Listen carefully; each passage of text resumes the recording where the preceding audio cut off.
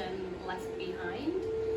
It's a 10-minute video where there are 3 videos that play in together, and the main video is of myself walking through woodland, and there is a shadow of myself walking through there as well.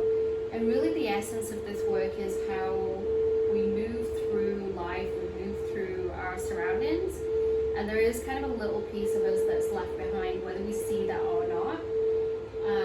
And then also as well, to really create this kind of meditative feel, I also included other elements as well. So we've got the earth represented in the forest, and then also the water, and also the sky as well, and how those do appear to sometimes just be moving so slowly, and as we kind of walk through life that way.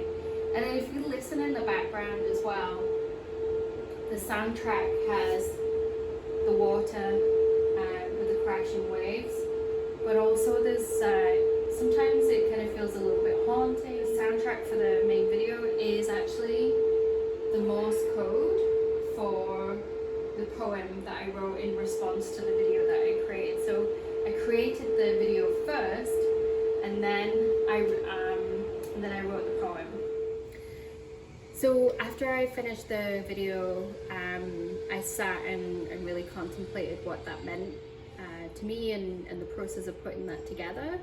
And I wrote the poem Left Behind. So and it's presented in a few different ways as well. So when you come to the gallery, you can read that along. But I also presented it as well in 3 different forms of code. So we have the Morse code, which then ties to the video.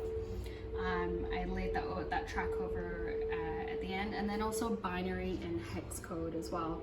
So just understanding as well how our experiences can, we might read something and have it as a text-based experience, but then when we examine it at different levels, so the Morse code, that's a language that some people understand, but we can use different ways to be able to break that down and understand it.